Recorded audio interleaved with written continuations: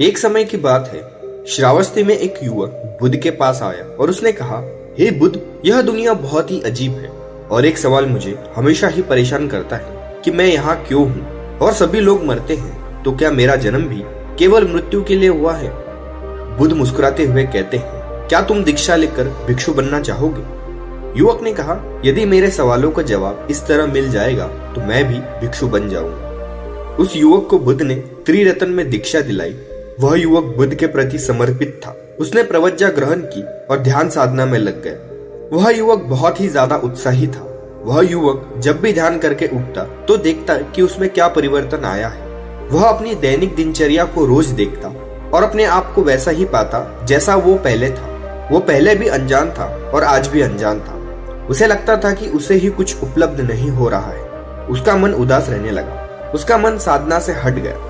उसने देखा कि कुछ भिक्षु बुद्ध के उपदेशों को कंठस्थ याद कर दूसरे लोगों को सुनाते हैं। वह ऐसे धारा प्रवाह बोलते हैं जैसे बुद्ध ही बोल रहे हो। और कुछ भिक्षु स्वयं के अनुभव को लोगों को बताते हैं। उनकी बातें बुद्ध से मिलती हैं, लेकिन वह बिल्कुल बुद्ध जैसा नहीं बोलते।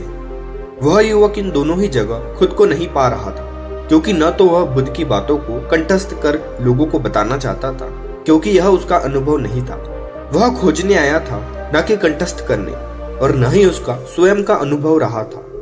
उसने तय किया कि वह बुद्ध से मिलने जाएगा और उनसे मार्ग पूछेगा कि वह कैसे अपने मार्ग के अवरोधों को दूर कर सके। जैसा उसने सोचा था, वह बुद्ध के पास जाता है और उनसे कहता है कि हे बुद्ध, जैसा आपने कहा था उसी हिसाब से मैं आपकी सभी बातों को सुनता हूँ, उसका अनुसरण करता हूँ, उनका आचरण करता हूँ, ध्यान साधना करता हूँ, लेकिन मुझे अभी तक कुछ भी उपलब्ध नहीं हुआ है। मुझे आए हुए यहाँ काफी दिन हो गए हैं, लेकिन मैं अभी भी वैसा ही हूँ जैसा आया था। मैं स्वयं का अनुभव करना चाहता हूँ। मैं अपने होने को जानना चाहता हूँ, लेकिन मुझे अभी तक कुछ भी पता नहीं चला। आपके उपदेश मन को तो तसल्ली देते हैं, लेकिन इससे मुझे कुछ पता ही नहीं चलता। बुद्ध मुस्कुराते हुए कहते हैं, ठीक है, एक काम करो, जंगल जाओ और वहां से कुछ गीली लकड़ियां लेकर आओ, लेकिन ध्यान रहे गीली लकड़ियां पूरी गीली हो।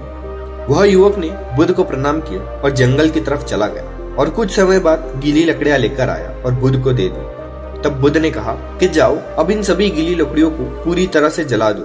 ध्यान रखना, लकड़ी पूरी तरह जली होनी चाहिए, तभी मैं तुम्हारे सभी प्रश्नों के उत्तर दूंगा। युवक ने कहा कि यह लकड़ियां तो बहुत ही गीली है, गीली लकड़ी में आग कैसे लग सकती है? लेकिन युवक को अपने सभी प्रश्न जानने की बहुत अधिक उत्सुकता थी। वह आज ही उत्तर जानना चाहता था।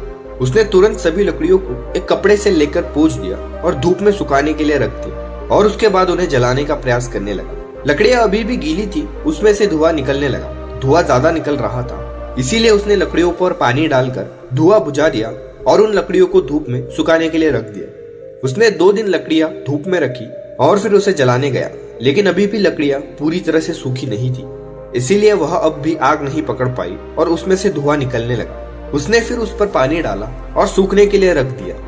ऐसा लगातार 10 दिन चलता रहा। वह उन्हें सुखाता, जलाने का प्रयास करता, लेकिन लकड़ी जलती नहीं, धुआं फेंकने लगती। अंत में युवक का सब्र टूटने लगा। उसने सोचा, क्यों न ऐसी ही कुछ सूखी लकड़ियां मैं बुद्ध के समक्ष रख देता हूँ और उसे जला दूंगा। बुद्ध को कुछ पता ही नहीं चलेगा कि लकड़ियां बदल गई और मेरे प्रश्नों का उत्तर मुझे मिल जाएगा। युवक बुद्ध के पास वैसी ही सूखी लकड़ियां लेकर पहुंच गया और बोला, हे बुद्ध, लकड़ियां सूख गई हैं, मैं इसमें आग लगा देता हूँ। बुद्ध ने कहा, तुम तो स्वयं का अनुभव करना चाहते थे, फिर ये दूसरी लकड़ियां क्यों लेकर आए हो? क्या दूसरों के ज्ञान को बटोरना चाहते हो? स्वयं को ज्ञान चाहिए तो स्वयं की लकड़ियों से ही मिलेगा। वह युवक भिक्षु बुद्ध के चरणों में सिर रखकर कहता है, हे बुद्ध, मुझे क्षमा कर दे। वह लकड़ियां जल ही नहीं रही थी। मैं मेरे प्रश्न का उत्तर जल्द से जल्द जानना चाहता था, इसीलिए मैंने ऐसा किया। बुद्ध ने कहा, यदि तुम उन लकड़ियों को 5 दिन तक सुखाने के लिए छोड़ देते तो वह 5 दिन में सूख जाती और तुम्हें तुम्हारे सभी प्रश्नों के उत्तर 5 दिन में ही मिल जाते, लेकिन तुमने उन्हें सूखने ही नहीं दिया। वह जब थोड़ा सूखती तुम उस पर पानी डाल देते। बुद्ध ने फिर कहा, जाओ, उन लकड़ियों को लेकर आओ। युवक जाता है, उन लकड़ियों को ले आता है। बुद्ध कहते हैं, इसमें आग लगाओ। युवक ने उन लकड़ियों में आग लगाने की कोशिश की, लेकिन वह नहीं जली, बल्कि उसमें से धुआं निकलने लगा।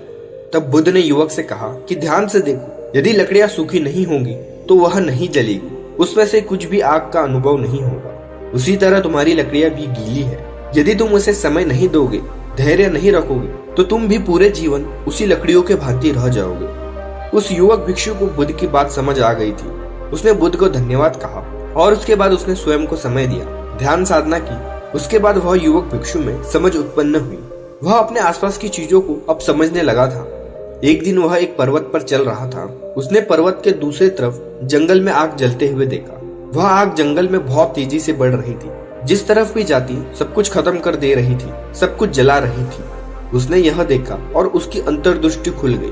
उसने सोचा कि जैसे एक छोटी सी आग पूरे जंगल को जला सकती है, ठीक उसी प्रकार अंतर्दृष्टि की आग से अपनी सभी अंतर की आग को जलाया जा सकता है। अपने अंदर की सभी बुराइयों को नष्ट कर सकते हैं, चाहे वो कितनी भी बड़ी क्यों न हो।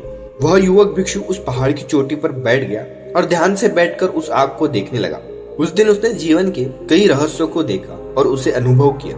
बुद्ध भिक्षु के ध्यान में प्रकट हुए और उससे कहा कि तुम्हारा मार्ग बिल्कुल सही है, तुम दृढ़ निश्चयी हो, तुम इसी मार्ग पर चलो, यह तुम्हारा मार्ग है। दोस्तों, हम सभी अपने जीवन में किसी न किसी मार्ग पर जीते ही हैं। कुछ अपना मार्ग खोजने की कोशिश करते हैं तो कुछ किसी और के मार्ग को ही अपना मार्ग समझकर उस पर चलते हैं। कुछ स्वयं का अनुभव खोजना चाहते हैं तो कुछ दूसरों के अनुभव को ही सही समझकर आगे बढ़ते हैं। कुछ असमझ में रह जाते हैं कि वह क्या करे, इसलिए वह दोनों तरफ झूलते हैं। विद्रोह करना सीखो, देश से नहीं, समाज से नहीं, स्वयं से विद्रोह करना सीखो। कोई दूसरा तुम्हें तभी गुलाम बना सकता है जब तुम स्वयं के गुलाम बन जाते हो। दोस्तों, आशा करता हूँ आपने इस कहानी के माध्यम से कुछ न कुछ जरूर सीखा हो।